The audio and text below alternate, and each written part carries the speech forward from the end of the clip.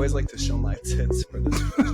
I would have just did it with no shirt on. This X Talk Body Rock, give us everything you got. X Talk never stop, tune right in, you know the spot. X Talk Body Rock, give us everything you got. X Talk never stop, tune right in, you know the spot.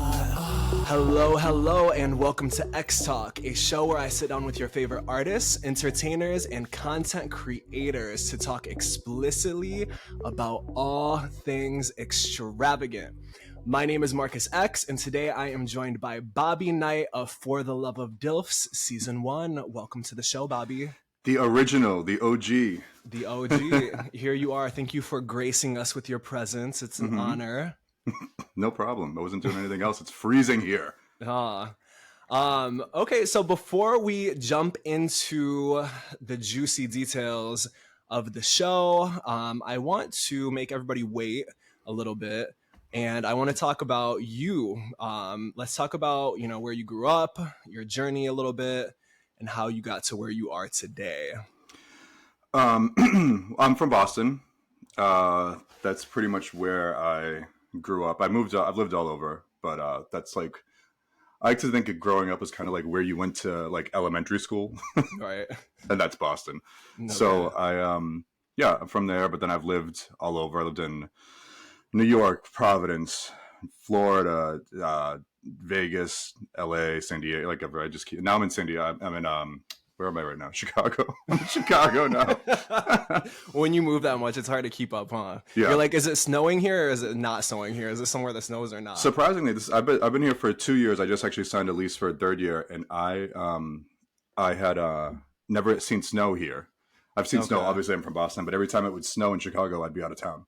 So this year, was the first time I actually saw like snow here. This is just an unlucky year. It's just like Boston. It's cold, windy, freezing. Mm-hmm. It's just like Boston. The snow's worse in Boston, I think, than here though. Because you get the nor'easters and shit. Here, it's like not that bad. Okay. I have a friend who lives by the lake in Chicago. And That's the last where time I was there, last time I was there, I was like, I'm gonna kill myself and jump off something. Yeah, it gets fucking cold. It's the wind is what it really is. I was walking the other day and the wind blew and I had to like turn around because I couldn't breathe. Like took my breath away. Yeah. I was like, what is this shit? Yeah. Well, now you're there for another year, so you must like it. Sure.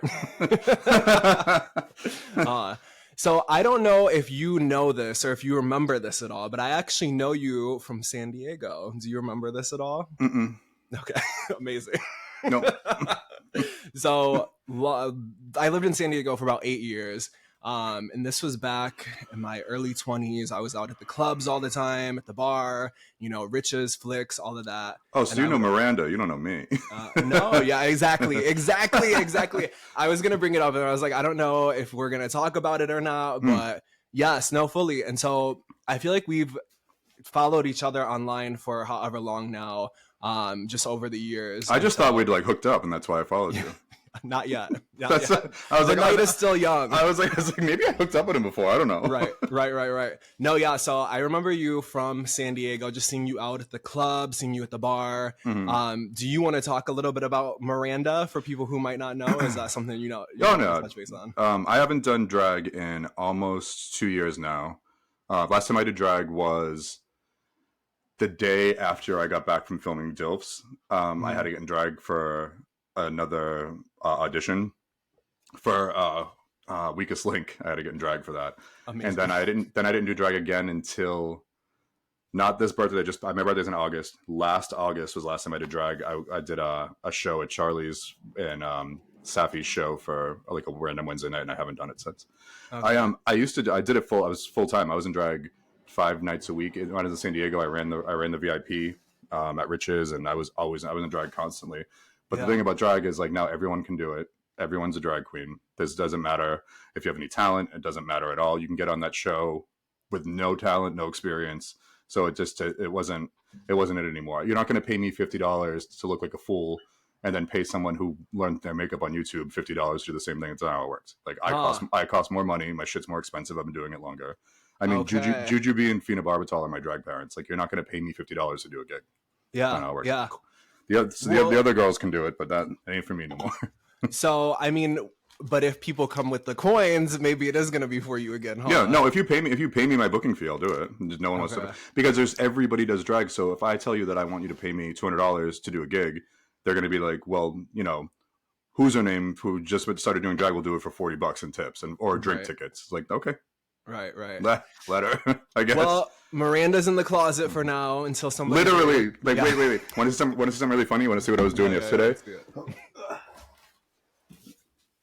I was like redoing this hair yesterday. Okay, so you're preparing. Maybe you're staying ready for whenever the call comes in. Whenever anyone has enough money, I have a brand new hair. Amazing. I had to put the bag back over her head so she doesn't make noise. So you also mentioned on the show something that I didn't know about you is that you are a singer as well. Okay, so you're just a creative in general. Yeah, I when I was younger, I used to tap dance and I used to sing, and I always loved like musicals and stuff like that. I don't know how nobody knew I was gay, but they so that's what I always did. And then when I started doing drag, it was more of a, because I started off as like in the gay scene as doing porn and go-go dancing and stuff like that. And then when I started doing drag, I liked it so much because it was more like of an artistic outlet than like taking out my dick. So, so I liked doing that. But then I ended up hosting karaoke because I enjoyed karaoke. I was always there. But then it was like my night was so successful that they added a second night and a third night. So I was hosting karaoke 3 nights a week in drag and always singing and stuff like that. But it made me hate karaoke now. So if I go to a karaoke bar, I'm like, please God, no, don't make me do it. It got to the point where I would like tell people we didn't have songs that I didn't want to hear anymore. I was just going to ask, like, what song is ruined for you now? Bohemian Rhapsody. Any Cardi B song. The bar that I worked at in Boston is gone now. It's called Machine. I worked there 2 of the karaoke nights, and we still had stuff on CDs until the end. Like it took till like right before we closed. We closed when the pandemic happened. Coincidentally, nothing to do with the pandemic. They just kept all their money, and they're shady. Fuck that. But they still had CDs until the end, and then we finally got like an internet connection down there, and I could like look songs up. But I never told anyone that. So if I didn't like the song, I'm like, the CD's scratched.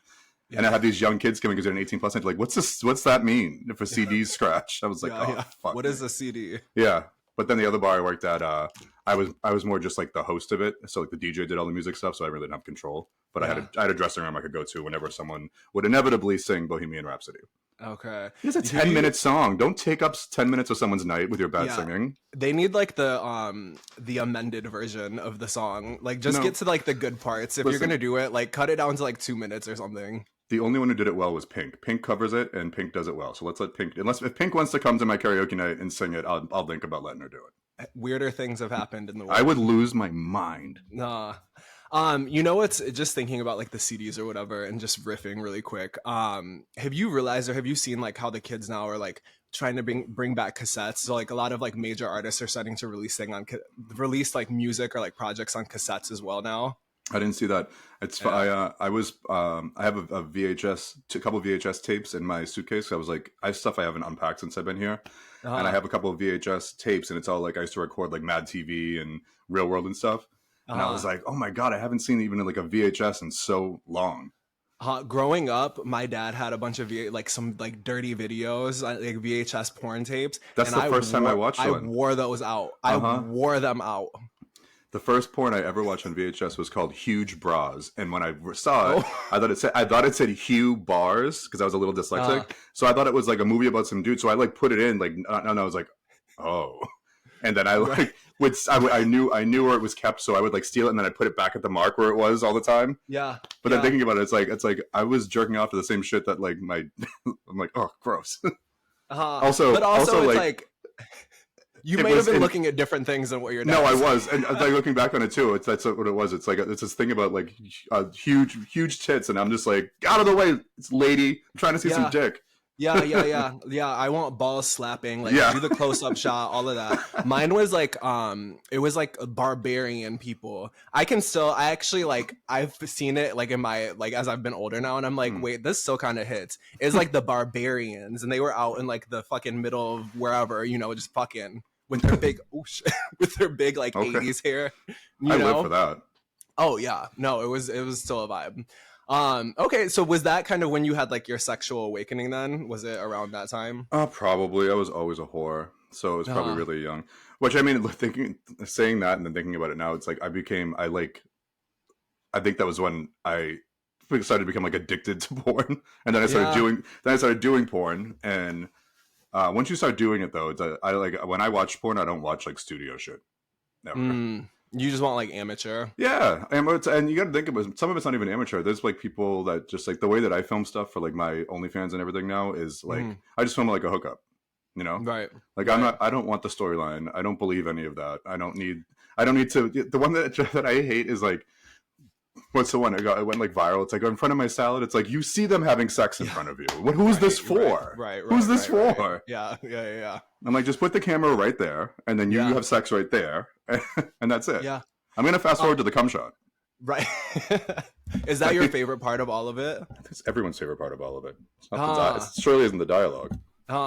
I love like some good like straight porn and just like not even that I'm like into like straight guys like that or anything, but just like I just love like a straight porn. I for whatever reason, I know it's all like, especially if it's coming from a studio, it's like produced and all that bullshit, right?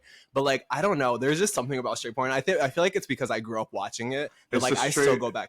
Oh, are you fully gay? So I would consider myself to be pansexual, but like I'm in a relationship with like a man, you know. I'm pansexual. I mean, I'm into whoever. I'm into just whoever. If you're hot, then I'm down with it.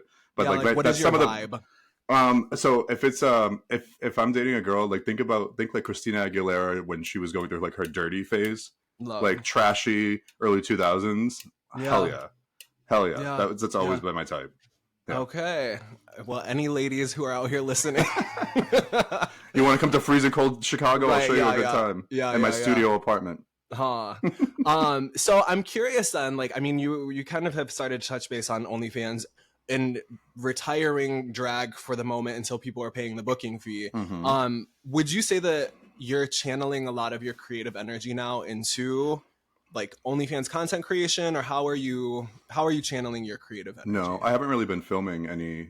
I think I did a collab like a week or two ago for the first time in like months. So when I was in Boston, I was filming all the time. I was escorting all the time over to Chicago. Nobody wants to film with me. Nobody. It's like it's crazy. I'm not whatever the type is here that they're looking for. I ain't it. So I've just like barely been doing it. I was like traveling around, it was paying all my bills, and now like I buy bartender again now and stuff like that. So it ain't it. It can just go away like that. Like you can, if you just stop for a second and you stop traveling. But it's like all these people that are traveling all the time. Like I know personally people that you see traveling all the time and always collabing, they are broke because they're paying to look like they're doing well. So they're spending the money to travel to make the money back to come out even, but they want to keeping up this like 100%.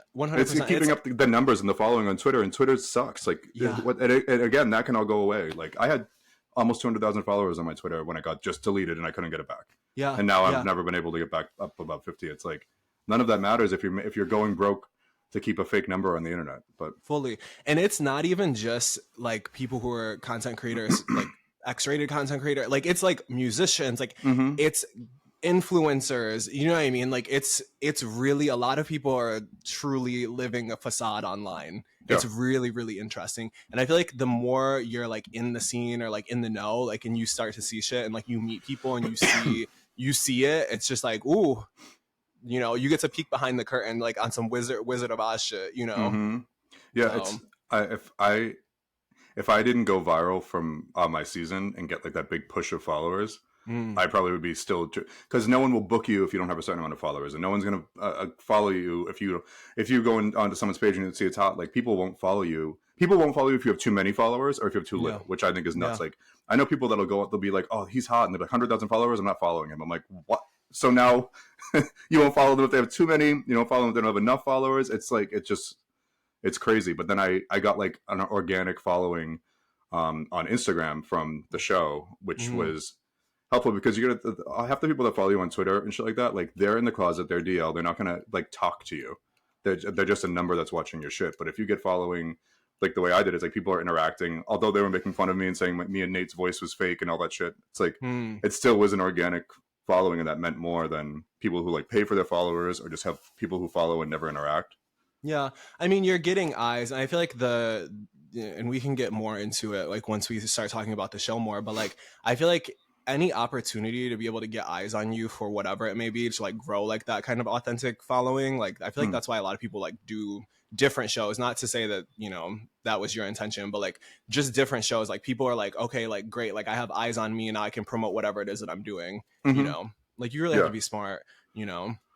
Yeah, I mean, it all went away. Like after, like I got a big push on my OnlyFans when the show came out, obviously, but no one stayed subscribed to it because a lot of people you go on too, and they'll go on, they'll download it or rip it or watch as much as they can within the month, which you're not supposed to be allowed. You're not supposed to be able to download from it, but people find ways around it, and they'll just like people will subscribe to you to steal your shit and then post it on their own Twitter, which is also wild. And I'm like, that's, you know, it's not like not that you should do it ever, but it's not like, you know, I'm not fucking like this big celebrity that it's like no, that. it's like, yeah, it's like the same as like, sure, like go steal from Walmart or something like this huge corporation, but like please do go steal to, like, from Walmart. Yeah, exactly. But then it's like, don't go to like the mom and pop shop who's like trying to make it and like you're stealing from them. It's like a different energy altogether. Yeah. So no, I feel that's why I stopped like putting any energy into that anymore. Like if someone comes around and they want to film, I'll film. If I'm like somewhere and it happens, but I'm not going to be the way I was before, where I was like going on like 6-week long like tours around city, staying in a different city every 3 nights and flying and paying for hotels and Airbnbs and everything to try to film. For most of the time, people to flake, not show up, or all of a sudden they get there and, oh, they can't bottom, but can you? But it's like, I'm not just ready to like, it's like, it's for every city you go to, you want to overbook yourself because half the people are going to cancel. But then there's a times where no one cancels, and then you look like the asshole, and it just because you're doing everything on your own. Yeah, and that was the good part about when I did studio porn is like they do everything for you. They fly you there, you stay at a hotel, you go have sex, you go back. That's it. Because back in the day, I would do when before there was even like OnlyFans and the porn was like just barely online. People would still like have to go buy it and shit. I would fly down to Florida and get paid $1,500 a scene and do 2-3 scenes in a weekend, like, and then not have to work again and I still wasn't. I was bartending when I was home too. Yeah. So I was like 22 years old with like way too much money, and now it's all gone now. By the way, hence again the studio apartment and not a house. But like it was so much easier because they set everything up for you, and now it's like you have to do everything. You have to plan it. You have to figure out set up the camera or find a camera guy. You have to edit it or find someone to edit. And then at that point, too, when you're paying someone to do the camera and you're paying someone to edit and you're paying for the flight and the Airbnb, it's like, I know factually these people you're barely breaking even. Right. Unless you're real lucky and someone's throwing you have like clients that are throwing you big tips. Like, it sucks. Yeah. I feel like also too, and maybe you can talk, I feel like we're going to get more into this too when I bring out, like when we start talking about the show, but you seem to me like somebody who is a very authentic person. Like you seem very genuine, you know, the interactions that we've had, like you've just been very like nice, genuine, like straight to the point. And oftentimes, because I would like to consider myself to be that way as well, and it kills me sometimes to like work with people or be around people like in the industry who don't bring that same like authenticity to interactions. And so have you experienced that before when you were doing more like studio work or just like OnlyFans, like content creation? Have you experienced that as well, where like people show up and they're just like, you know, the energy is just not it? Most of the time, since I've been doing this so I started doing porn when I was 18 years old. On my 18th birthday, I'm almost 40. I'm 39 and a half.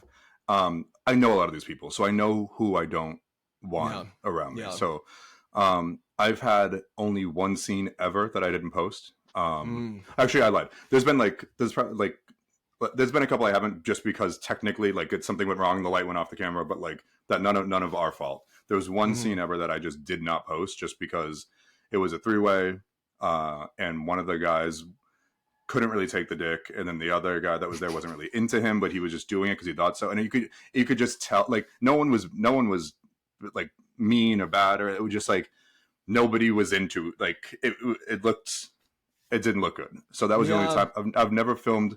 I mean, I've filmed with people like my ex. He got accused. Well, he didn't get accused. He once like bit a guy and hit him with a clothing iron at a hotel. Like he's crazy. And everyone knows, you can quick Google search. I don't want to say his name and give him any airtime, but he he's fucking nuts. And I didn't know that until we were together for a little bit.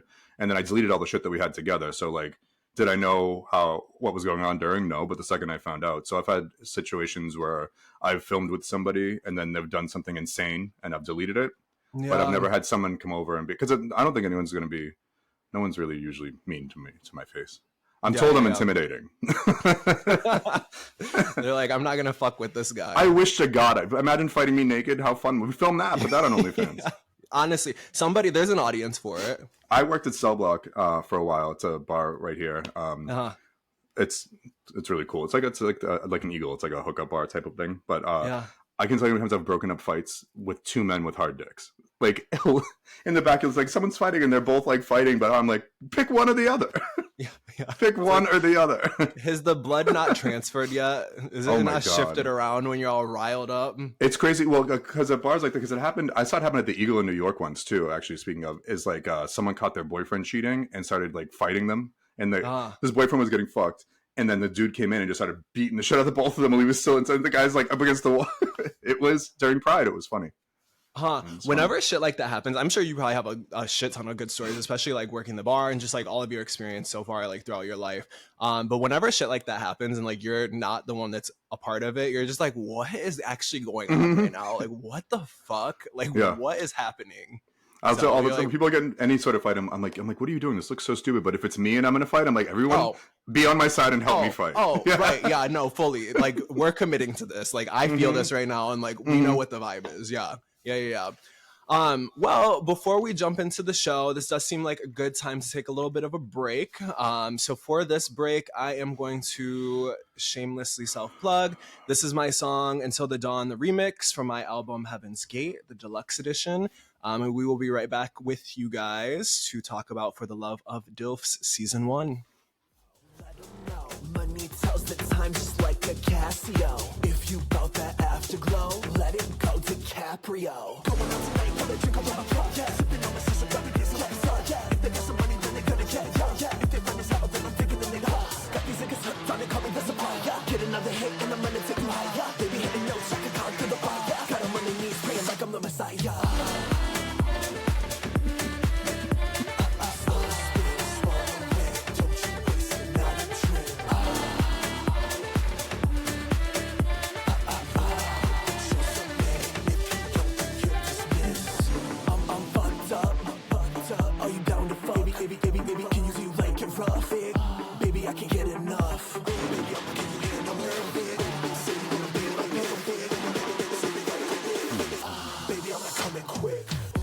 All right, welcome back to the show. That was my song Until the Dawn, the remix. Go check that out on streaming now. So this is the moment that the listeners have been waiting for. Let's dive into For the Love of DILFs. I thought it was taking Yeah. out Well, they've already ripped it from your OnlyFans and circulated it around on their fucking Twitter. So. All right, so I'm curious, I guess let's start from the beginning. How did the experience come to be? How'd you get cast for the show? They kidnapped me in a van. It was late at night. I applied for Hot House because my friend Saint Anik, who's also from Boston, they were on Hot House and they're like, you should like apply for it for the next season they were doing. So I did, and at that point I think that was for the third season of Hot House. I think at that point they saw it and they were like, they're like, you're not a fit for this, but we think you might be a fit for something else. Because I don't know if you've seen Hot House, it's more like it's like sex workers and they do like these like challenges and stuff like that. And it's more of like not to say that Saint's young because that's an old bitch, but that was more of like a younger energy. Although like Fantasia won that show and stuff like that, but it was just like. My energy just wasn't for that, I guess. So then they were like, we have this other show coming out, and I think they were calling it, I think the working title originally was like Himbo Island or something like that. And they're like, it's going to be just a gay dating show, gay competition dating show. So I was like, all right, cool. So I tried out for that. And then I was like, we'll see. Because I've tried out for, my God, hundreds of reality shows, from cooking shows to shows and every time I do it every season I try out for every show, And I was like, yeah, I'm not going to hear anything back, whatever. So I was in New York for Pride. It was the night that Beyonce dropped Break My Soul. And I went out to go see Saint and Andrew Barrett Cox perform at, I think it was in Brooklyn, at Hot Rabbit maybe or something. So I went there to see them, and the one of the co-founders of Daddy TV was there, Topher. And so I went up to talk to him, not really realizing who he was or knowing anything. And I just went up and I was just being myself. And he was like, I remember I went up and he's like, what's going on? I was like, my back hurts. I'm carrying on this heavy dick all day. And he was like, what the fuck? And then we were just joking and we went outside and we smoked some weed and like stuff like that. And then he's like, oh yeah, you're going to be on the show. And I was like, yeah, right. And he's like, no, you're going to be on the show. And I was like, no. And then the next day, it was still Pride. He sent me like a message. He's like, no, you're going to be on. Here's what the show's about. And I was at CVS buying a douche because I had a film. And I was like in the aisle at CVS, like crying because I was like, finally, I got on the fucking show. And I'm like holding an enema in my hand and on the phone like this. And people must have been looking at me like, what the fuck? Like, what is going on? In Manhattan, I'm crying, holding an enema on the phone. Yeah. So then I found out that I was on, but then that was in June. And we didn't film till we filmed the 2 days after. So I left to film on August 13th, and my birthday's August 12th. But then I didn't hear anything from them for like a month, and I didn't want to bother them and ask them any more questions because I was like, going on? Well, because I'm like, I don't want to bother you, and then they're like, never mind, we don't want you on the show, or something. So I didn't hear anything for like a month, and I was like, what the fuck, like, and then it moved quick. Then it's like, here's where we're filming. Here's what the actual premise of it is. It's called For the Love of DILFs. And then they told me the news that I was going to be a daddy. And I was like, pardon me? And then Topher was like, well, you're 36. Because I was 36 at the time. And I was like, no, I'm going to be a himbo. He's like, no. He's like, you are a 36-year-old man. You're going to be on Team Daddy. And I was like, cool. And then they just like gave me the info when we were filming, when I had to leave and everything. And, you know, I had like, I think about like 3 weeks to like really get ready. So it was just like a lot of like tons of cardio, going tanning, like dyeing my beard because I was like, I don't want to look that old on TV. Yeah. And I flew down the day I went to go down. I got like delayed, and I was like, fuck, something's gonna happen where I'm not gonna be able to make it, and they're gonna have to like last minute replace me because I got those like weather. So I didn't get in. I was the last for the opening because you know they bring just us in the beginning before the more people. But I was the last of my group from the first group to go in. First one in, last one out, by the way. I was the last one to go in at night. Like I got there at like, it was like 10:30, 11 o'clock at night, but I was supposed to get there at like 10 a.m. Okay. I was sitting at airports forever. Okay. So just running it back really quick before we dive deeper, for people who are listening who maybe have never seen the show before, the show, as you mentioned, is a gay dating show. So it's split up. Gay dating competition, the first gay dating competition. First one, excuse me. And so, as you mentioned, you're split into daddies and then there are himbos. And throughout the course of the show, new people are circulating in and out. And so it's really interesting how they set it up in that way. Go check that out now if you haven't seen it. As we mentioned at the beginning of the show, Bobby was on the first season. There are now 3 seasons. So they're really rolling with it.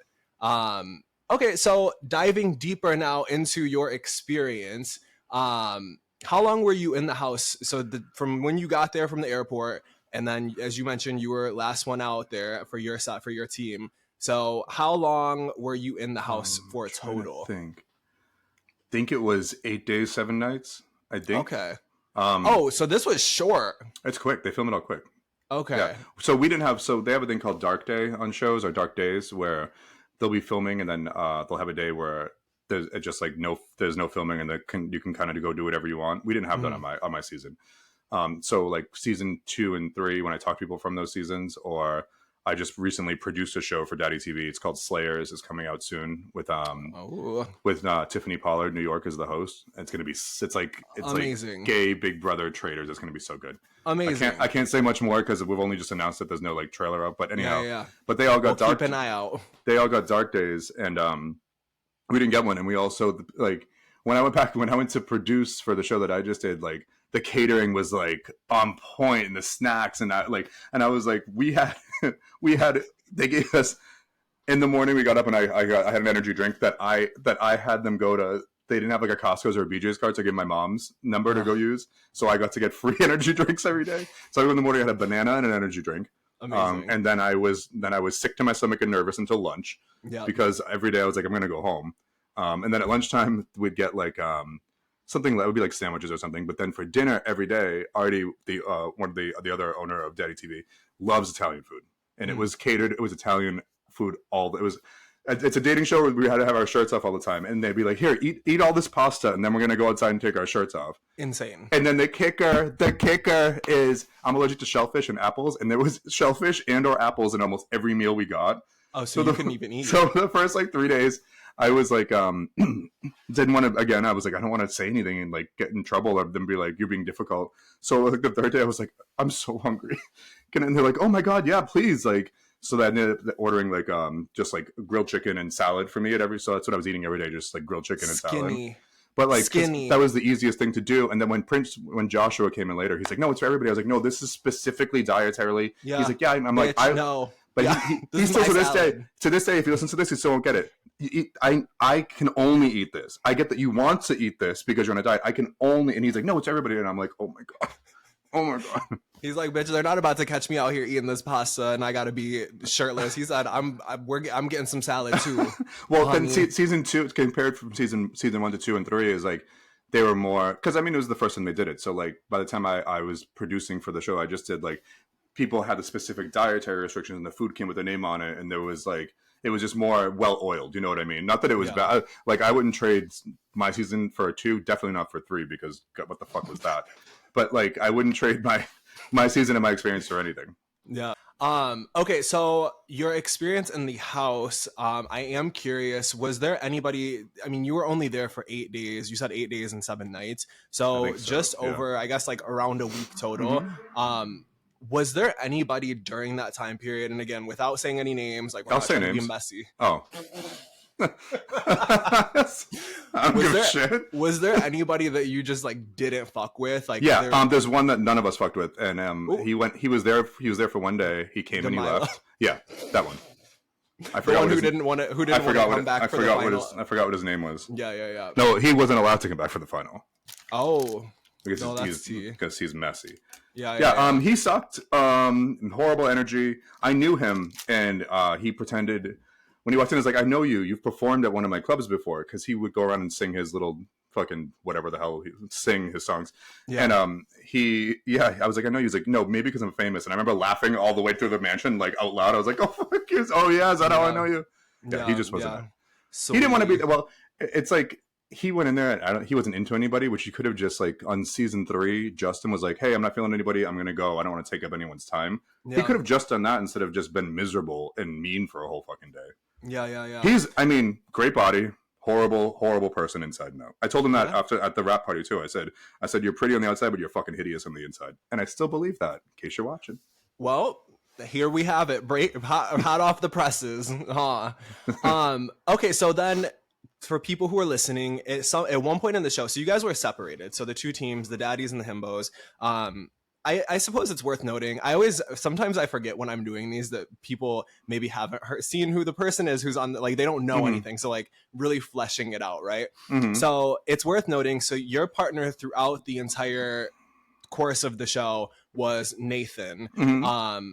So you and Nathan were separated the whole time. Like you couldn't sleep in beds together. And then at a certain point, sure. You were allowed to. So at a certain point, you were allowed to sleep in the same bed together, and they made like a whole moment of it. Yeah. Well, we never did sleep and we really didn't sleep in the same bed because we all slept in like twins. We all had twin size beds. So that they looked small. Yeah. Okay. Sure.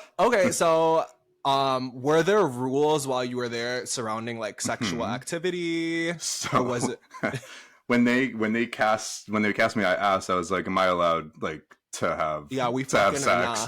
Like when they went there and they're like, yeah, sure. And I guess they made like a different, I don't know if this is true. Some people from 2 and 3 told me they made like not a rule, but it's more like outlined like, or they had to sign something like it's at your own, like if you want to have sex, that's on you. It's not on us type of thing. Yeah. No, me and Nate started having sex secretly the moment we met. Okay. and kept on doing that the whole time. But we didn't sleep together. Like one night I slept on, like, you know, the big blue couches where we have the elimination and like we sit and where Stormy comes. I slept on that couch one night because everyone in that little room that we were in, it's all older dudes and they're all snoring. They all have like, so I couldn't sleep. Yeah. So I went and slept on the couch that night, and Nate came down and we like hung out, but he didn't, because he's like, I'm not sleeping because they don't turn the lights off in that room. So he didn't stay down there with me. But yeah, you were supposed to stay in your room when you went to bed. They want to catch everything on camera too. So they encourage you to not like. It's not like when the cameras are down, we had to be silent unless they told us to hold. Like if Topher yells hold, you shut the fuck up. And if he has to say it to you a second time, you're in trouble. I've never seen it happen a third time to somebody because everyone's too scared. Yeah. But if he says hold, that means just stop what you're doing because they're trying to catch something. But nothing really dramatic happened off camera because they would keep us separated most of the time when the camera wasn't running, like in the different rooms. I mean, would strategize. Me and Gordon a lot. Me, Gordon, and Charles would strategize a lot just when we were like alone, because we'd wake up in the morning and do yoga on the roof and like work out outside, which they didn't. They filmed that I think on like one of the last episodes, but we would strategize all the time. Okay. I like stuff like that. But now I think, well, now I know after this first season, now they've got cameras everywhere. They have like little cameras up places and stuff like that. Right. Because when on second season, when I saw like they showed something with like they had like a camera set up in like one of the hallways, and I was like, fuck, they've seen everything. Because me and Nate used to go in my room and lock the door, and like people would be trying to change, and I'd be like, 2 more minutes. Yeah, not ready. Yeah, I can't come in. So was it, you throw a bunch of gays together? I'm assuming like it wasn't just you two. And again, like I'm not trying to put other people on my season. I was the only person. Me and Nate were the only people who had sex on my season. One other person did some mouth stuff with some other person. Yeah. On the third to last night or something like that. But like it was very like hee ha ha. Like me and Nate were the only. None of them were into each other. Right. So y'all were fucking though. Mm-hmm. Okay. Amazing. Beautiful. We love it. I love Nate. He's like my brother now. It's weird talking about him like that. Yeah. You're like flip it and reverse it. Rewind. Yeah. No, I love him. He's great. We hung out after he came to Boston after the show and stuff like that too. Like he's great. It just like he's so much younger than me, and like he needs to make all the mistakes that I've already made, and me trying to tell him what not to do wasn't working. Yeah, fully. Like you got. He is just like, and I said this to him. He's exactly, and I think that's why I liked him, because I'm a narcissist. He's like younger me, and like he was like just 22 years old doing whatever the fuck he wanted, and I was like trying to like save him from himself. But I'm like, I don't want to like I'm happy no one did that to me, because it makes you who you are type of thing. But yeah, totally. I love him very much. He's a great person. So. And we're gonna come back to Nate in a minute, but I'm sure he's thrilled about that. Right. Did you so going into the show, like once you realized that you were cast and what the premise of the show was, because you had auditioned for Hot House originally and then shifted over here for the Love of DILFs. So for the show, when you went in, did you feel like you genuinely, because again, going back to what I was saying earlier, like you seem like a very genuine person. It doesn't seem, nothing that I watched in the show as a viewer, it didn't seem fake. It didn't come across as fake to me, right? So when you went into the show, were you like, I'm just doing this because it's an opportunity, or was it more, I genuinely would love to like build a connection with somebody? Well, I thought for sure I wanted to find a relationship, and I thought so too. Like I was like, even if I went on any show that I went on, if it was a gay show, I was gonna be there looking to find someone anyhow, just because like why not? Yeah. But then I found it was a dating show. I was like, this is great, because it's like it's all compacted in pressure, and it's all this stuff, and maybe that'll work better because nothing else was working. But I genuinely love Nate. I was in love with him. I love him now, but I was in like you could see when one of the episodes when he like picked Charles for no reason, like they were like, oh, no bigger reaction. It's like, because that's not real life. Like this happened, and I just sat there and I went, all right. I was like, was I going to be like, Jesus Christ? Like, because I had to process it. Because I was like, what the fuck just happened? Because we're on like no sleep. I don't know what's going on. And then when he did that, it like fucked me up. And I was like, I know this wasn't your decision. You were off your Red Bull. I know it wasn't sugar-free Monster. Yeah. Oh, your Monster, your banana. My Monster banana. Yeah. I know that he didn't pick that. And even though he'll say now, he's like, no, I don't know why I made the decision. I just wanted to try something different. I was like, I know that the other boys were behind it. They were trying to, because I was like, there was no reason I wasn't going to win. I was the only one who was actually into him. We were fucking all over the house. We were all over each other. Like, I did what they asked me to do. So, like, I was so confused. And then you can see when I start realizing, like, oh shit, like, what if he, like, just leaves me on TV? Yeah, it's going to be even worse than him just leaving me. Or what if they send one of us home? And that's when I started, like, losing my shit midway through the season. Because I was like, I really like him. Please don't do this. Like, because you could tell the people, like, you could see the way they would kiss each other too. They'd be like, Gordon and Mateo, they were cuddly and stuff like that, but like not a match. Oh, we're gonna get into the finale in a minute, but before we get into that, like, so you had mentioned the other person who maybe like people just didn't fuck with in the house. Was there going into it, like, are you a competitive person? Yeah. Okay, so being competitive as well and being like, wow, like all of the stars are really aligning here. I'm looking at these other bitches in the house who like aren't really like vibing like this. Were you guys like, oh, we got this? And somebody too that was I can't say that part. Okay. Yeah. Okay. The only and that's why I love Gordon and Gordon and I would just work close. Yeah. But Mateo is a professional athlete, so the smartest thing for me to do is to make sure that I stay close as I can to Gordon because he's my actual alliance, but also to wherever the fuck Mateo goes because he's gonna win every one of those weird physical challenges that we do, right? And I knew that like I'm gonna win the cleaning challenge because I'm like it's staying close to that was also a strategy. Yeah. And that's why when they had the opportunity to eliminate me, and I made them get a scene of me making Gordon, after that scene, Gordon's like, there's no way I can eliminate you. I mean, I'll look so fucking stupid. And I was like, I know. I know. Yeah. And then what I should have done the next day was I had the power. I should have eliminated them. But I was like, couldn't. Yeah. Because then it's just, it looks I wasn't aware that I was a villain until after the show aired. So I wish I knew earlier. I would have leaned into it. Was that like online rhetoric? People were saying that you were a villain. Yeah. Why? I don't know why. I don't know. I don't know. Getting prepared for this, I just rewatched the whole show from the beginning to the end, and that's funny. I rewatched the whole thing last week. I played it at my bar when I was bartending. I played the whole series. Twinning. That's twinning.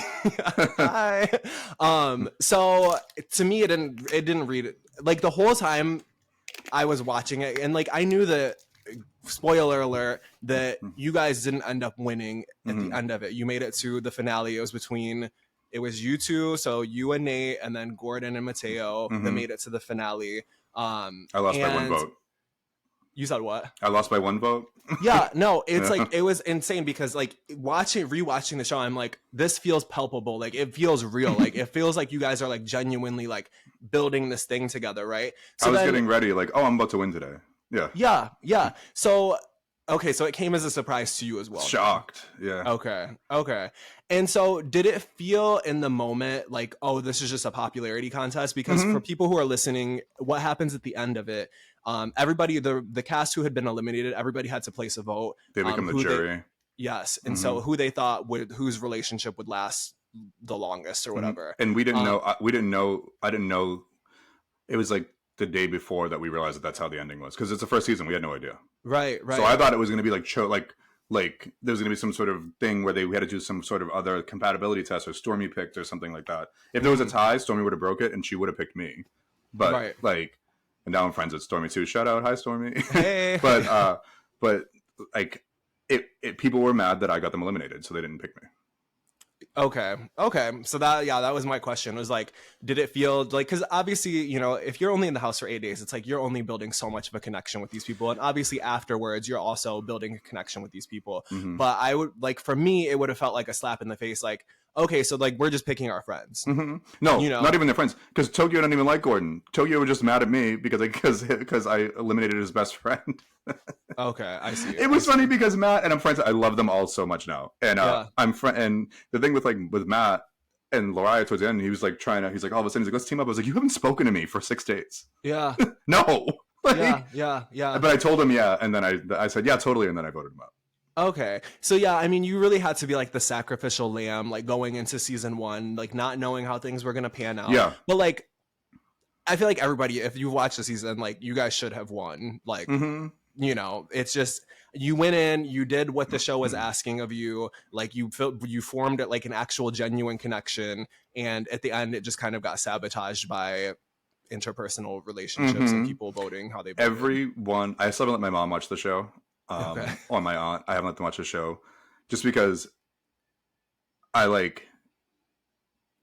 of all, I don't want them to see how much me and all my friends are all whores, but like, like I just like I should have won that show, and in whatever is in their mind, what I would like explain to them, and they were like, yeah, you should have. Like, I want them to just keep that part of it, I guess. Yeah, I don't know, because it's like I don't want them to watch the whole thing and then be like, because I know I should have won, and there's nothing else I can do about it. And I got very drunk the night that we wrapped because I was furious. Yeah. And, but I couldn't be mad because I'm like my friend.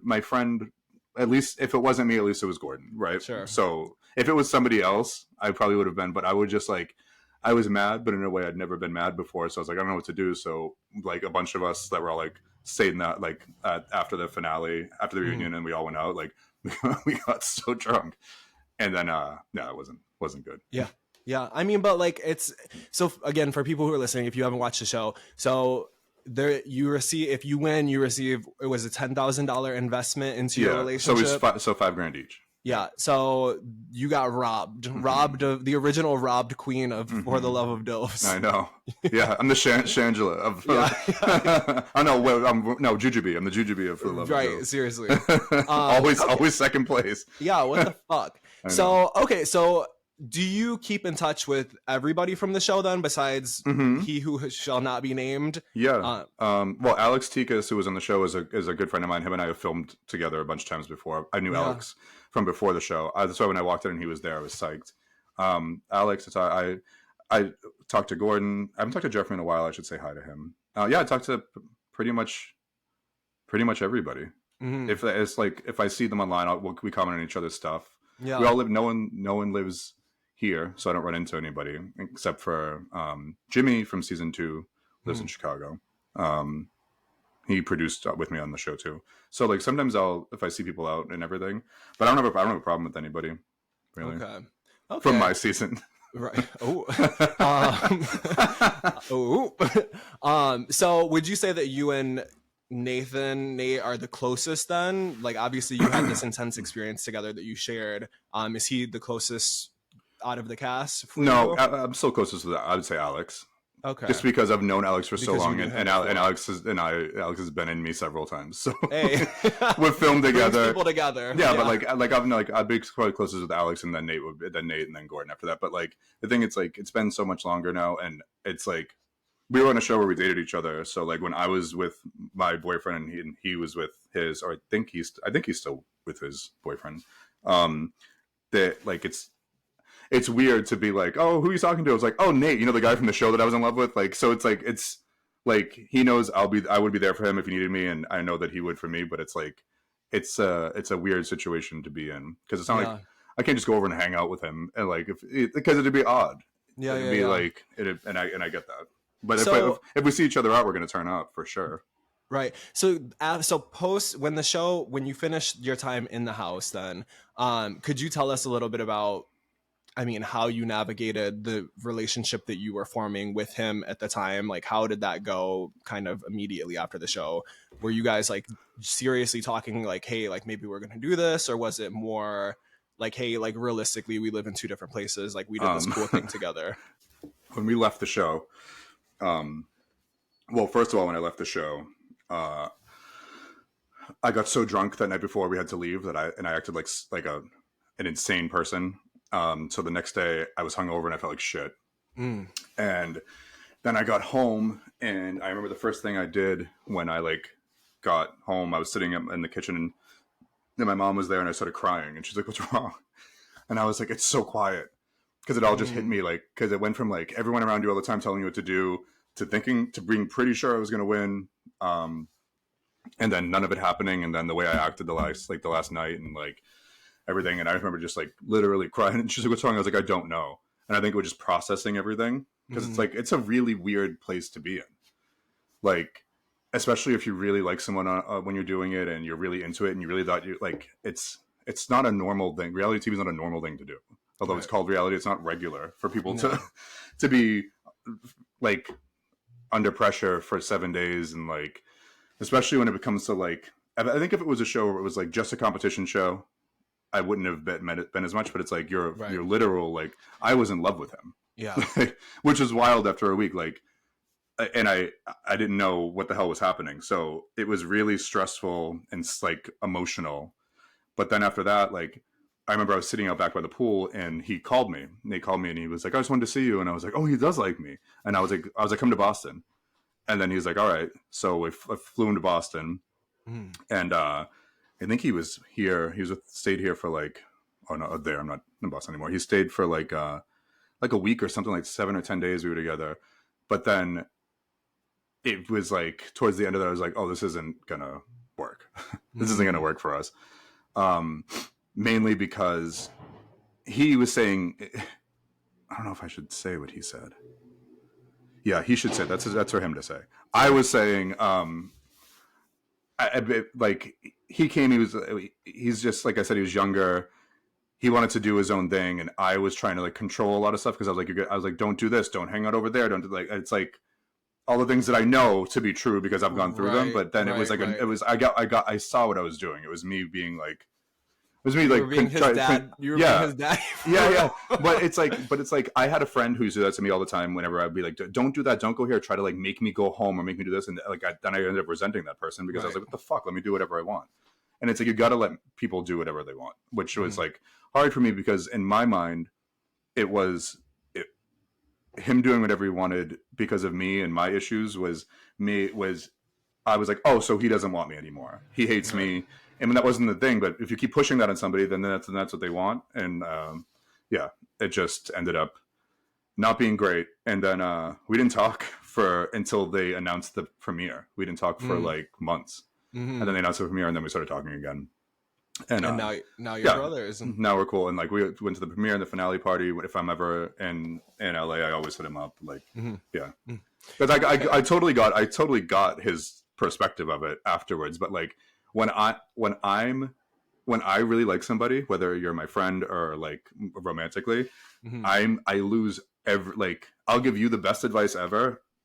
Nothing for me. Like I lose all of my like my brain processing power. Like once it's like becomes emotional for me, I don't know how to deal with it. Well, it's difficult too. Like as you get older, and like you mentioned, you have these real life experiences, and you gain wisdom just through having these lived experiences. You want to help the people who are around you, and like be able to like help them bypass maybe difficulties or hard times. So I can see how the dynamic there, especially with the age gap, it would be difficult to navigate that. Yeah, especially and living in like two different places too. So it definitely makes sense. Was it difficult for you to watch the show back, or did you enjoy seeing it? Yeah, because I was dating a new guy and he didn't like the show, so I was made to watch my own show with headphones on the computer over in the corner. Okay. And I did it because again I was in love, so I was like, "This is regular." You're like, "Bitch, this is my moment." Yeah. Okay. I moved here and I didn't get a view. So if I stayed in Boston, I would have like a viewing party and everything. So I went to the premiere party in LA, and then I came here. No bars would play it. No, and then they were all like, after the show aired, and it's like I got millions of views and stuff. "Oh, we should have aired that." I was like, "My agent hit you up. You said no. You didn't respond. Like, let's not play this game." But I ended up watching it. Like I worked so hard and I wanted so badly to just get on a show, and then to get on a show that I really like enjoyed doing and enjoyed the cast of, to watch it I sat by myself and watched it with headphones on, which was really sad. And then it was sad like watching back because they were real nice to me in the editing because I was so shady in my talking head, and they didn't use nearly as much of the shady shit. But it was just like watching it back and seeing things that I didn't get to see, and what people said behind your back, and the way people felt and stuff. Yeah, it was sad, and it was sad to watch the last couple of episodes knowing what was going to happen, and then to have to do it by myself. At least I got to watch the premiere and the finale with everybody in LA. So that made it better. The finale, especially the finale, because like we were all together again, and it's like if I watched it alone, it would have been more sad. This is more like, "Oh man, that sucked," but now we're all together still, and like it's like it took like the bite away from it. which is Sure. really good. Sure. I still cry when I still cry when I watch it. Certain scenes and certain episodes, I'll also cry. The episode when I'm on the balcony with Gordon, I cry. The episode when at the end when we have to read our letters, I cry every time. Yeah. Alex's departure was tough for everybody, it seemed like. Mm-hmm. Especially if you were friends with him before. And I knew before, like I knew it was happening throughout because he thought about it, and then I was like, I think he's gonna go, and then when he did, it was like I was really sad, and then I was like mad at myself because I was sad at the same time. I was like one less person in my way, and I was like, what a horrible thing to think about your friend leaving. Right. But he didn't want to be there, and he lived down the street too, because I remember he was like, can I go stay at my house tonight and come back? And they were like, no.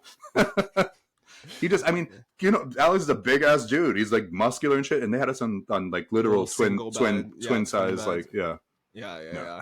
Okay, so I mean, you kind of touched base a little bit, but it seems like there was one person on your season who just people didn't vibe with, and who they didn't vibe with anybody else. And then you mentioned maybe somebody on a later season. We're not gonna say names. Oh, I don't mind. Maybe who is the bitch from the later season? Season two. I was unsure how everyone was not seeing the same thing that we were all seeing with like the Nigel and Rico thing. It just came up. It reminded me of like, remember when Alaska was like crying and she's like, "I'll give you money, just don't eliminate me." It was giving that kind of energy. But I do think that they liked each other. I think that there was something there. Obviously, didn't last, but I do think so.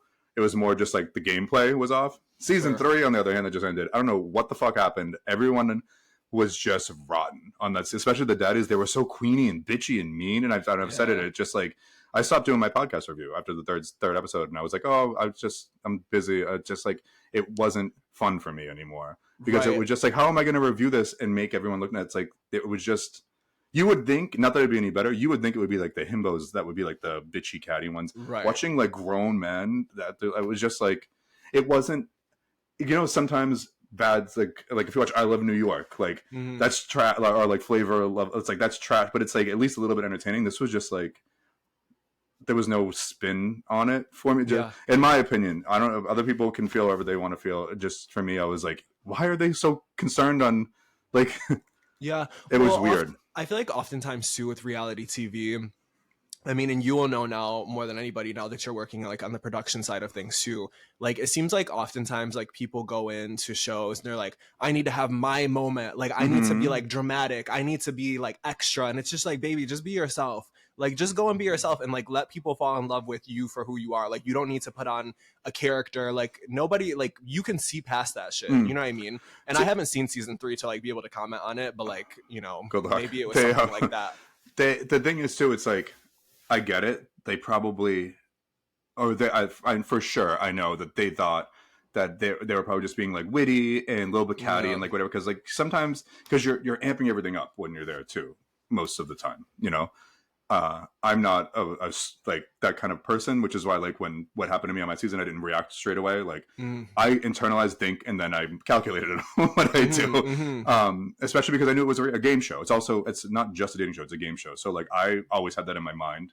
Yeah. So I knew what I was doing when I would say something, or when I would cry, or when I'd say a certain thing, or let someone know a certain part about. Like, I was gaming the whole time because it's also was a game. Right. I don't know what the fuck happened on season 3. I don't know what the fuck.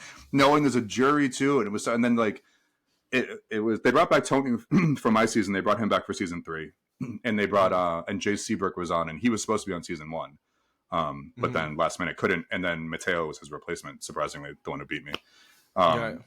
But like that was the only, like, I really enjoyed that Tony got to go back and do it again, because he's a really nice guy.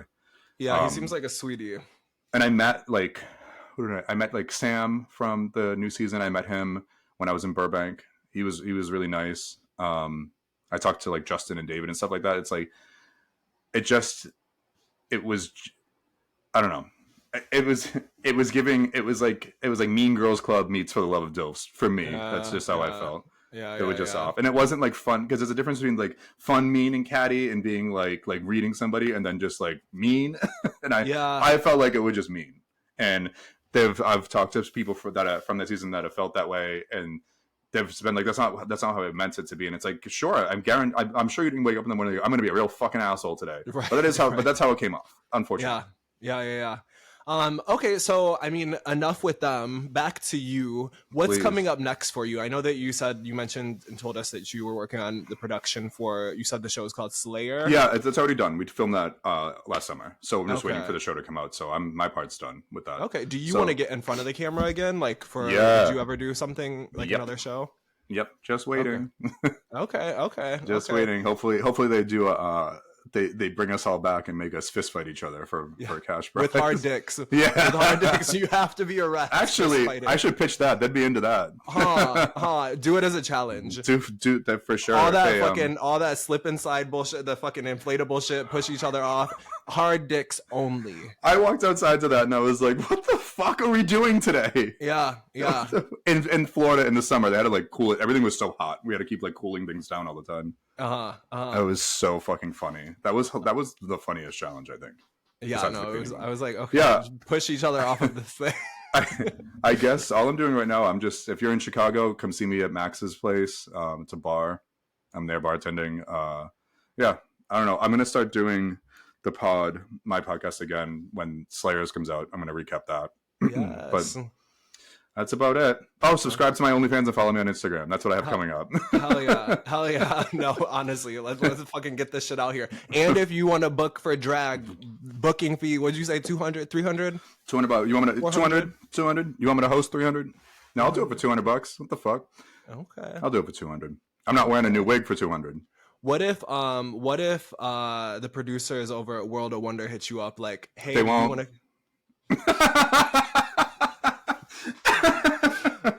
Trust me, I tried out 11 times for Drag Race. They don't want me, girl. They don't want me. Enough with that then. So let's go ahead and jump into the second break. So we're actually going to be playing a song from a friend that you recommended. Mhm. So this is Javante Rose, Craven for You. That's my baby. Hey, He's so handsome too. You see those blue eyes? beautiful. Mhm.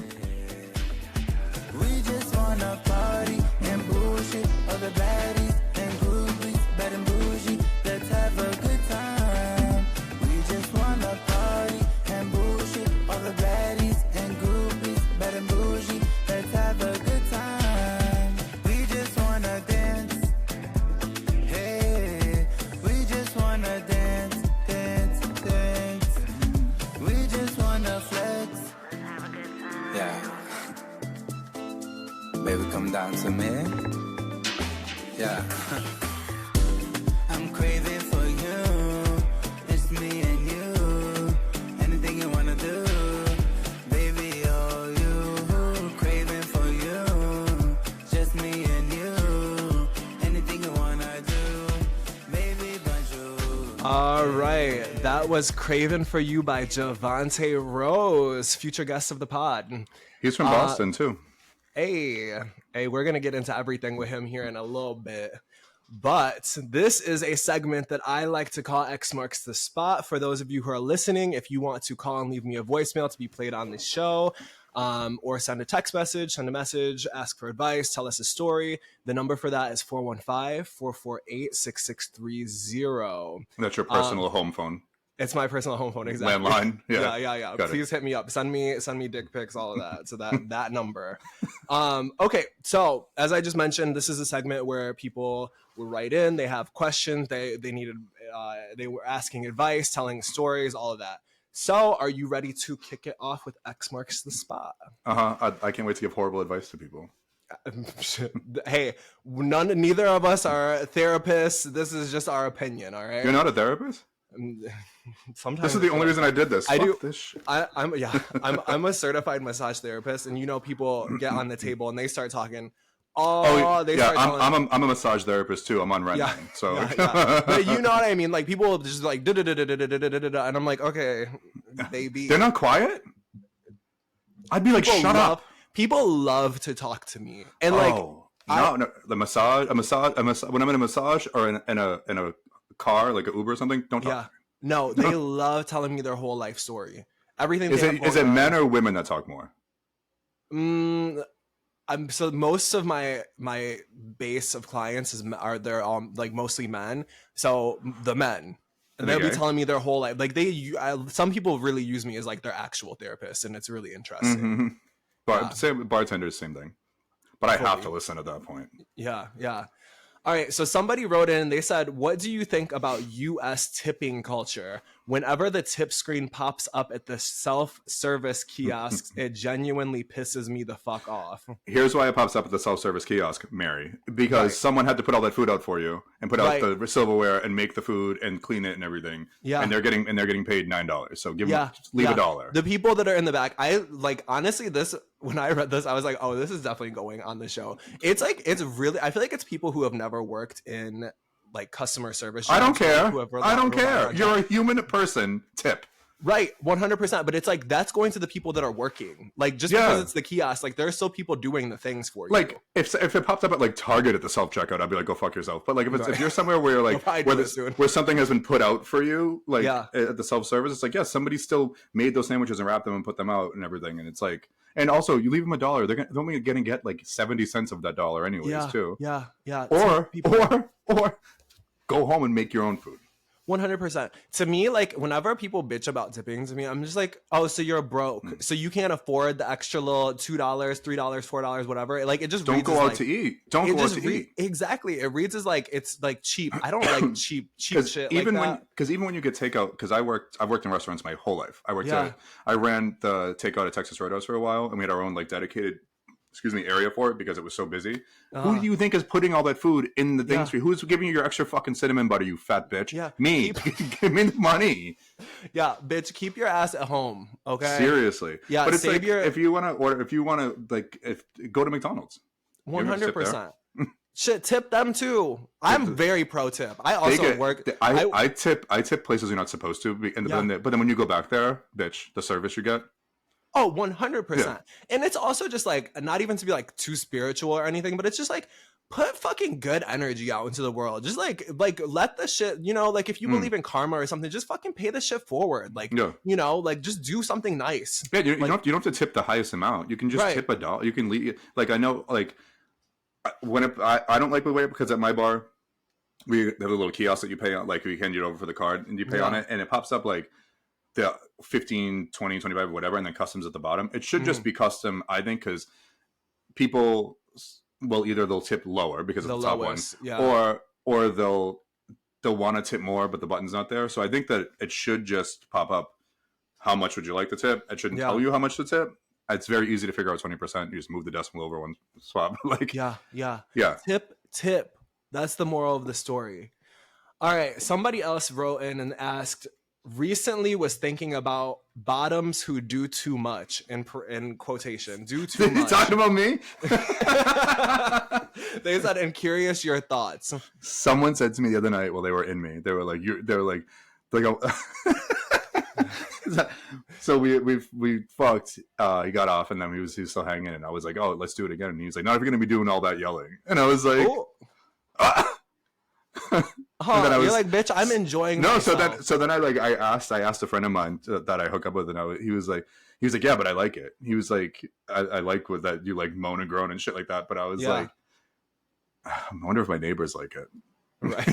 Probably. Well, also it's like I'm not doing it for you. Like I'm doing it if it's real. Like like I'm experiencing if I'm making pleasure. sound, it's, like this is how I am experiencing my pleasure. Like don't take that you also have a me. Giant dick. Like what do you want me to do? Right. I hate when because I'm verse. I hate when I'm topping somebody and they make no noise.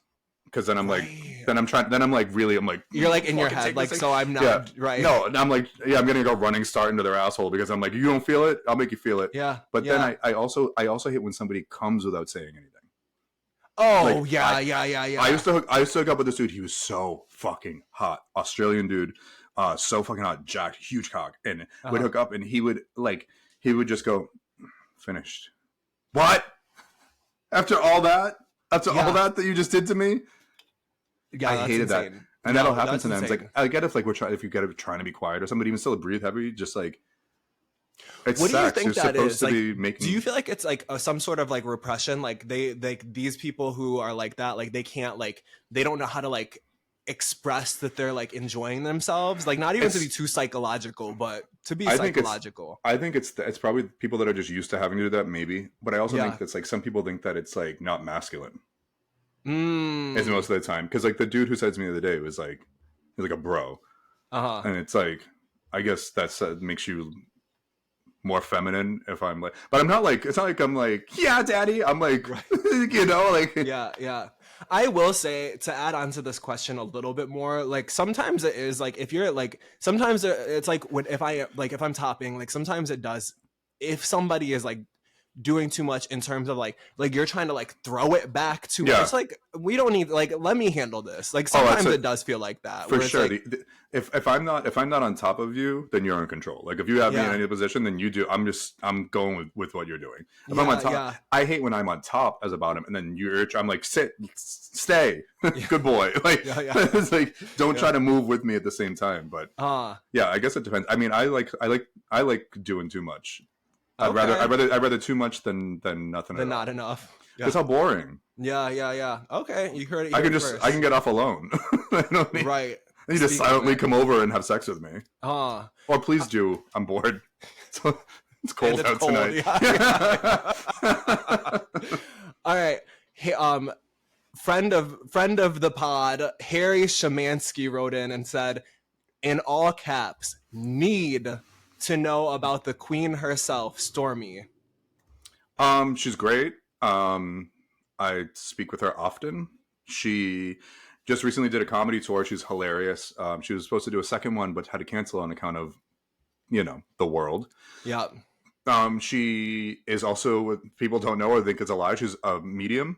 She's a psychic.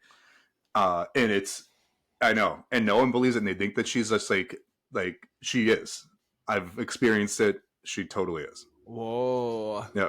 I love that. She's really cool. She's really smart. She's really funny. And her husband, or I like to call our husband, Barrett, is also really cool too. Yeah, I love Stormy. Very sweet as well. Such a sweetheart. Sweetheart. And she tried real hard to help us. Yeah. We all failed her. I didn't personally fail her. It's the bitches in the house. I live. Okay. Somebody else wrote in and said, love scrolling on X, FKA Twitter, and coming across porn stars who only, this is supposed to be like love. They said, and coming across porn stars who only seem to do scenes with people who look exactly like them. Like twin, where have you been? Thoughts on this? Mm-hmm. Yeah, it's the whole thing. I don't film with white people often. As mainly as a preference, like the way people will say that they as a preference they don't want to hook up with like Latino people or black people. It's like, well, my preference is I don't want to have weird sex with a white person. But it's like, not to say that they all, like, I can tell when someone's attractive, but if y'all want to have a preference, I can too. And if you want to bleach your hair and do steroids and hook up with someone who looks like a mirror version of you, go off. I'm not gonna watch it. I'm not gonna pay for it. Yeah, but it's that's boring. Your business. Yeah. It's boring. Whenever I see shit like that too, it's like, why am I following that person? And then I see if it's been a retweet or a refollow, or I'm following, then I just unfollow them. Oh, whenever, like, and also like on my side of things, like being a person of color, like if I do come across like somebody's Instagram or like, X, whatever, and like it's like you start scrolling and it's like, oh, okay, so like you don't have any friends that are like anything else besides white people too, right? And it's just like, okay, interesting.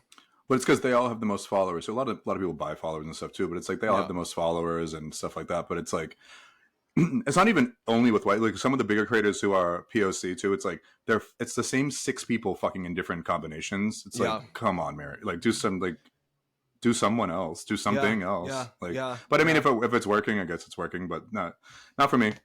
Unfollow. Okay. Somebody needs advice. They said, moved to a new city and finding it extremely difficult to make gay/queer friends. Any advice on ways I can build real connections with people in our community that isn't just sex and alcohol? No. That's it. Those are the options. That's how I make. I don't know. That's how I make all of my friends is nightlife, because I'm a bartender or I'm performing. Or I'm out. That's how I've made all of my friends. Yeah. I can't tell you the last time that I've met a gay person who I'm friends with, like not at either a gay event, a gay bar, or off of a hookup site. Yeah. Yeah. Yeah, I mean, if you're trying to sorry, can't help, but that's just right. Like, if you're not trying to go that path, like maybe like find a hobby, like find like a queer like hiking group or something. I know there's there's like gay like the Dungeons and Dragons things that people do and stuff like that online, but it's like you can the Gathering. Yeah. I guess the magic is gathering inside of me at the bar. And that's usually what but they like some of my closest friends are people that I've just like hooked up with, and then we've hooked up with them like and now we're like friends. But that's me, and it's also because I'm a little bit older, so like now you can go out and like be like, hey, what's up, and tell a guy they're cute, and you're not sure if they're gay or straight. If I did that when I was 20 years old in Boston, I'd be dead. So different story. My comfort has always been like meeting people at Pride, gay events, gay bars, stuff like that. One of my friends calls it the gay handshake. When you meet somebody and hook up with them. Is that syphilis? Right, chlamydia for sure. I mean, now with doxypep, I'm like, maybe it's gonorrhea. I gotta take mine. That's funny. Okay. Somebody says, they said, who would you say is your number one DILF? Like from the show or in life? I have no clue. That's just what they said. From the show, Alex. If I had to pick someone from my season, there was some hot daddies on season 2 though. I guess in life, maybe. Does Idris Elba, does he count as a DILF? Yeah. That man is fine. Everyone thinks like Pedro Pascal. I don't think so. Thank you. He looks like he'd be fun to hang out with, but I don't want to. You know who I used to go up for? And I'm like, I don't know if they have anything problematic that they've been exposed for. So if they have, I don't still feel the same way. I can't wait to grab this. Colin Farrell, when his sex tape came out, I used to be losing my goddamn mind. All the time. And the thing too, it's like, he didn't even have a big dick, but it's still hot. Just the energy. So so I used to watch that one, the Simon Rex sex yes, back in the day. Yes. And Rob Lowe. You've seen the Rob Lowe one? Yes. Well, because it's kind of gay, right?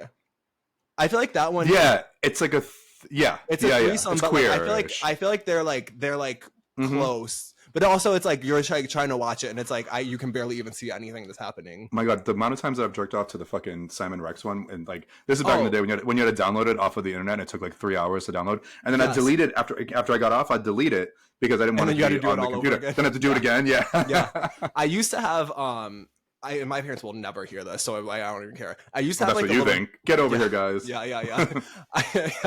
I used to have a little like portable DVD player, and I would like burn shit onto it and then hide the DVD. And then at nighttime, I would like pull the covers up over my head and like have like my little portable DVD player and just be beating my shit. But I could add like and like my iPod too. I used to load that bitch up with pictures. I still have my old iPod too, and I have on it by accident because it would load everything. I have like stuff that I've filmed with people on there and like random porn on there too, and I'm like, oh my God, it's like still it lives on this iPod forever. Capsule. Yeah. of grainy porn. Yeah, remember when Brad Pitt's like nudes came out? Yeah, but were they real? I think it was. I used to lose my mind about that too. Oh, he's kind of dilfy. Yeah, but now I think he's problematic now too. I mean, who's not, right? Right. All right. Somebody says, so I really want to fuck my boss. Go ahead. Yeah. He's always giving me signals, and I can definitely feel the tension. Ooh. Feeling a little nervous because I don't want to make my work situation weird or complicated, but really feeling the fantasy. Depends on where you work. Where do you work? Yeah. Is she work? Is she a neurosurgeon? Right. right. Like they're like letting somebody die. Yeah. They're just looking at each other. Someone's on the table sucking dick. Yeah. I guess we need more information, huh? But I would say just go for it. Yeah, just fuck it. Who cares? Do it because then you're in control. As a matter of fact. But like life also needs to be a little interesting or complicated sometimes too, you know? Yeah, but that's if you fuck your boss and he acts weird, you just tell people that HR. You guys had sex. Yeah, now you're the boss. Yeah, HR. Yeah, immediately. Yeah. Ooh, that is true. Like they do have like all of the power in it, huh? Yeah, still manipulating people. I can't stop. I'm like, here's how you win. Okay, somebody says, what do you think about toxic spirituality or positivity? My friend is always trying to push her beliefs on me, and it's like no, crystals are not going to cure my depression, sis. Crystals will cure your depression. I've traveled with crystals all the time. I have a bag of Oh, them all the time. Yeah, I mean, I don't like when people push anything on me. If right. you're like, if someone's too pushy about it, that's annoying to begin with. If any religion's going to be, or spirituality is going to be pushed on you, you're lucky it's crystals and not like Mormonism. Take the, Yeah. Yeah. just be like, okay, as Yeah. long as it's not, you're not in a conversion camp, so be lucky. That's Yeah. all. I used to date a Mormon guy, and he was ex-Mormon, and he was fucking insane.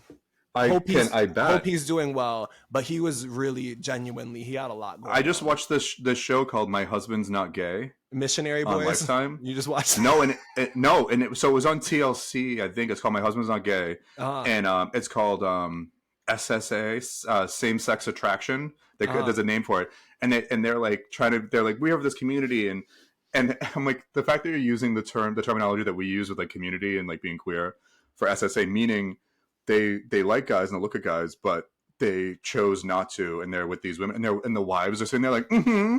I'm like, you uh, idiot, you look like an idiot. yeah, He's yeah, telling you straight up that he's with you because the weirdo church that he's in says he has to be, and now you're sitting next to him. Like, I don't know, strange, yeah. No, very that's crazy. I strange. haven't seen the show, but it sounds fucking It's on. insane. You can go. I'll send you a link after this. There's like some guy, this YouTuber that I like, Curtis something, Uh, like reviewed it. So that's why it's nuts. It's crazy. okay, SSA, same. I have SSA. I have maybe same you sex can go. attraction. Maybe you can go on that next. We go on together. We go on. My Yeah, husband's not gay. yeah, yeah. That would I would watch that show. My husband's not gay, and it's two gay guys, and the one dude's like not into him at all. He's fucking girls. That'd be a fun show to watch. Huh. Well, pitch it to your people over there. I keep pitching shit. They must be so sick of me being like, I have an idea. Like, can you calm down? Yeah. Okay. You kind of touched base about this. This person was apprehensive too. They were asking, they followed up and they were unsure if it was appropriate to ask you. They thought it was mean. And you kind of touched base about it a little bit. So now it's time to touch base about it again. Somebody says, Roger Pellegrini says, did you think it was cute when Nathan tried making his voice deep like yours? That's his voice. Yeah. That's his voice. Breaking news. You heard it here first. That's his voice. You can listen to he does a voiceover in season 2 as well, by the way. So that's his voice. Yeah. Yeah. It didn't. That's what our voices sound like. Yeah. It didn't come across that way. But you He's said he's that. six, he's 6'2", big dopey guy with a deep voice. Yeah. You said that you were getting like hate online, or like people were like teasing you online afterwards. Yes. Yeah, people thought that we were doing it on purpose. So I posted that clip because they send you like a folder of shit to post, right? And then I posted just like when the show was out, and I went out to eat. And last time I went viral was on my drag page during the pandemic because I had like the shield in front of me and I was running around. But I had the notifications off for my drag page because of that. But on my Bobby page, it was new because I only had a drag one. So I made the Bobby Night page after the show so that I could have a page for it. And so I had my notifications on, and which I didn't know. And so I was out eating with my boyfriend at the time, and all of a sudden my phone starts going insane. Like I've never seen, because when I went viral for the drag thing, it was not like compared to this was like millions, like straight away, and it was like I couldn't even press the button on top to change it because they kept like coming up. I had to put my phone in airplane mode, yeah, and then like change it and put it back on. But like it was everyone straight away like that we were faking our voices, that we had that I had like changed it like the audio and post or something like that, and I was like, that's just what we sounded like. I don't know what to say. I mean, I know, and I posted it just because I was like, okay, I'm just gonna put like, it's not like I picked it out because I like it was just a clip from that episode that was given to me that I put up. Like, yeah, I had no like, idea. Also, like hindsight, like you could have been bullied for way worse things. Oh, I was. No, I was. I got. I mean, Oh, there's a lot of horrible shit just because Stormy was in the show. Like, I had one person send me a picture with 3 bullets, and it had my name on crazy. one, Stormy's name on one, and my mom's name on one. I was like, how'd you get my mom's name? Like Yeah, shit. that's Like, scary. but I'm like, so you found the show, watched it, know who I am. I'm like, you're too deep into the gay end now, buddy. Like, Yeah. it's like you found the show, watched it, and like sought me out to The like gay talk. agenda's working. So weird. But like, No, I got that's I got a insane. couple of those, and a lot of the other hate that I got was just like, normal shit. Like, not shouldn't be normal, but like just like calling me a fag or like most. You're like, baby, like I used to get this all the time in Boston. This is nothing new. I was like, you have 11 followers, and your picture is Oh, like it's always those people. It's like a picture of a can of beer or something. I'm like, get the fuck out of here. It's always those people. It's always them because they don't have a fucking life. So then they just sat online commenting like evil, hateful shit to people, and it's like, bitch, like go fuck yourself. Like nobody cares. If I don't have dental insurance, I'd be mad too. Yeah, you would die off of the face of this fucking planet. Like, nobody gives a fuck, bitch. So that was most of the stuff that I got. But people would say all the time, but it's like all you have to do is like go into any of my socials, even when I'm in drag, my voice is the same. I've never changed my voice, and the same thing for him. Yeah, well, but yeah, I thought it was really hot when he changed his voice to sound like mine. Right, Roger. Right, you bitch. I just a question that just came to my mind. After the show came out, were you getting like crazy like hookups? Like not crazy like in the sense of like the experience was crazy, but just like the influx of like your popularity. Like were you like going crazy? I got a lot of subscribers, like to Just for Fans and stuff like that. But no, okay. people when people would. Because I'm hooking up all the time. Yeah, like it was no different. Because I'm always out. I'm on the apps. I'm at a bathhouse. Like whatever. Mm-hmm. I'm very like sexually open and stuff like that. People have been like, "Oh, I know you from the show." After we fucked, which I think is weird. I've had people come over, hook up, and then like literally as they're getting dressed, start asking me questions about the show. I'm like, that makes it odd. Like. Okay. Yeah. I had one guy tell me once while I was fucking him, "You should have won," and I was like, That's "What crazy. did you say?" That's actually crazy. I was like, "Dude, the fuck?" He's like singing the theme song. Daddy. Why? Because as I said earlier, I just rewatched it earlier, or like just that's recently, my favorite song. Getting ready. Andrew Barrett Cox wrote that. It was in my fucking head earlier today. I was like cleaning my house, and I was like, "Oh my god!" Y'all gotta follow. Do you follow Andrew Barrett Cox? He's the one who redid the him and Jan redid the Abracadabra video like the next night at the bar. Oh yeah, that's Andrew Barrett Cox. He's a producer on DILFs. He's the story producer. So he's the one like when I'm sitting talking to the camera, it's Andrew asking all the questions. Cute. And I've known him since he was 18 years old. He used to be in a show called The Donkey Show in Boston. And I was a bartender there. It was like Midsummer's Night Dream meets Studio 54, and he was a dancer there. So I've known him since he was younger, and he's so talented. So talented. But that song gets stuck right in your head. Yeah, no, truly, they did a great job. He did a great job with that because he definitely is an earworm. He wrote all the theme songs for all of everything that's on Daddy TV. He's written the theme songs for, and he wrote Lucy LaDuca's "Get Loose." How I get up in the gay mafia? Shit, I'm like, yo, you're talking about you got brought back for production, all this shit. I'm like, how do I get fucking up in the fucking gay mafia? Once you're part of Daddy TV, you're part of Daddy TV. Okay. So somebody else says, this is wild. They said, just slept with this guy who I've been on like 4 dates with, which is crazy in itself that they waited that long. I was literally. Yeah. And when I went to eat his ass, I was unpleasantly surprised to see that his hole is wrecked. Feeling torn because I've been liking spending time with him, but topping him wasn't my favorite thing. Not sure if I'm just a dick, but I prefer someone who is tight, which he is not. Wrecked? Thoughts? Yeah, wrecked is wild. How could you say, wild. From just looking at it, it was wrecked? That's nuts.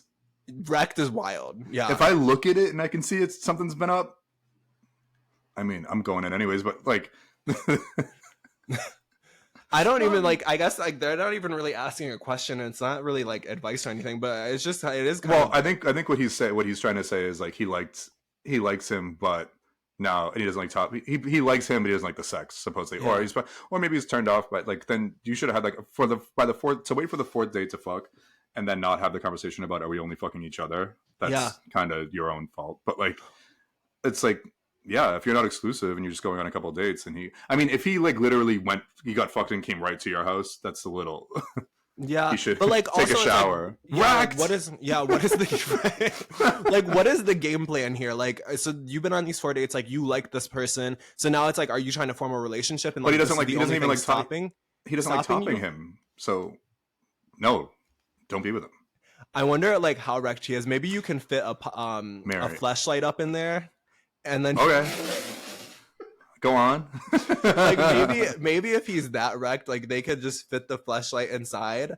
You know how they have like the penis extenders, like the Yeah. things that make your dick bigger. Mhm. Maybe we need to create the other kind where it's like it makes the whole you. If No, there's they just a have big- those. They have these things that you put in. It's almost like a speculum type thing. And you put it in and it keeps the hole open, so you can like. No, but I'm saying to make it the opposite, where it tightens it back Oh, up. sorry. It gives you grip again.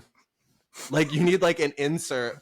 It's If too the late. hole It's is wrecked. if the hole is open, put the insert in, and then it makes it tighter. Like whatever the part is that you're fucking. I also, unless he must have just gotten fucked for that to me, because I got DP'd the other day, and then I hooked up with someone 2 days later, and he told me my hole is tight. So like he must have just gotten wrecked, I guess was the terminology that we. I mean, and like maybe you've had clients too. I've had clients, like massage clients, and like I'm like, okay, so you are a fisting bottom, and like shout out to the community, okay? I'm not Word. here to judge anybody. But like it's like I think at a certain point, like the whole like maybe this person enjoys fisting. Like maybe I mean, I don't think. I mean, you can put whatever you want in me, Daddy. I'll take. Like, I'm good. I think it's more about maybe just person to person type of thing. But he also said he doesn't like topping him. I don't know if that was separate. Yeah. Maybe like if you just like him, then you just be friends, girl.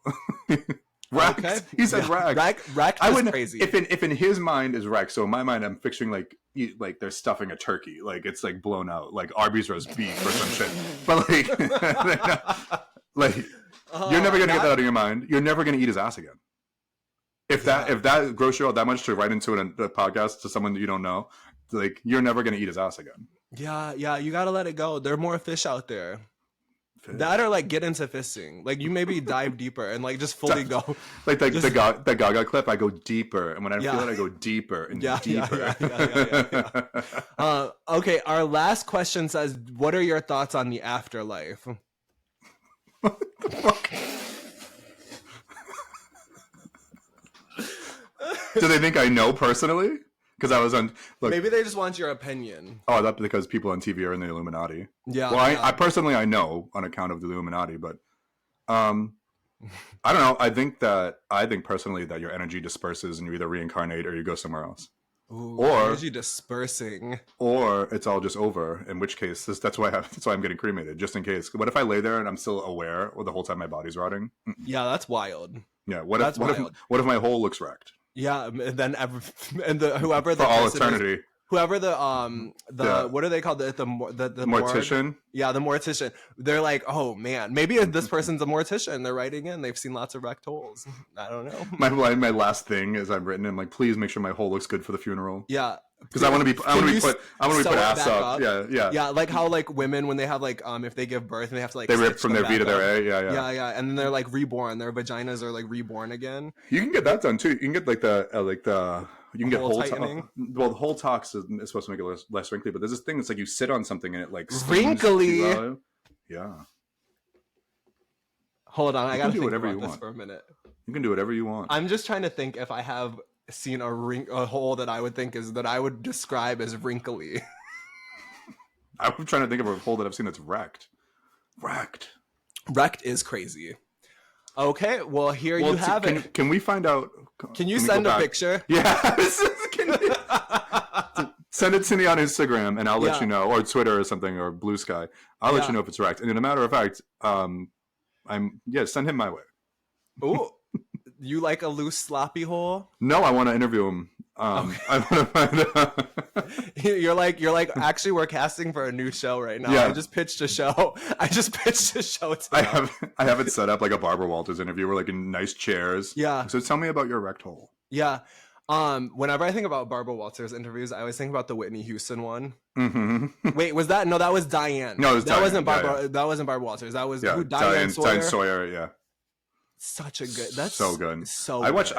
I send like gifs of that all the time. It's Yeah. so good. Yeah. It's too cheap.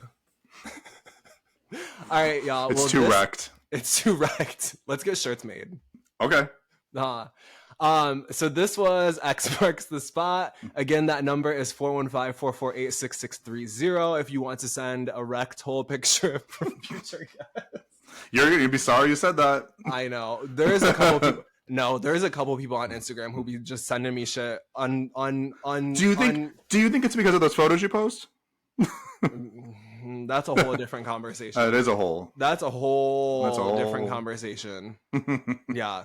All right. So write us, ask for advice, tell us a story, send wrecked whole pictures or wrinkled whole pictures or post. I want a before and an after of a whole Talks picture. Yeah. Side by side, please. Please. Thank you for being here with us today. This was so cute. For sure. Yeah, and telling us all the good tea, your experience on the show. Yeah, I can't wait to get yelled at by everybody. Yeah, it wasn't bad. I don't give a shit. Just a couple of name drops, but you don't care about them anyways. Don't care. Yeah. I know you already kind of touched base on it, but one more time for us, just for people who have short attention spans, what can you tell? What do you want to plug besides that whole? To plug my hole. Yeah. Nothing really. You can follow me on the socials. If you want to follow all my socials, it's allmylinks.com/TheBobbyKnight, TheBobbyKnight, and that links you to everything from my Just for Fans to my Instagram and podcast and stuff like that. And I'll be bringing back the pod Up All Night. You can follow that on Instagram or on YouTube if you want to watch the recaps from the past couples, from season 2 at least. And I have a couple pods up on there, and that's it. Okay. Well, thank you again for being here with us at X Talk. It's been a pleasure chatting with you, and I'm going to hit this little theme song again, and we're going to get up out of here. Word. Keep your holes not wrecked, everybody. Gonna say. Keep that hole tight. Or loose and sloppy, whatever you want. Hey, it's America.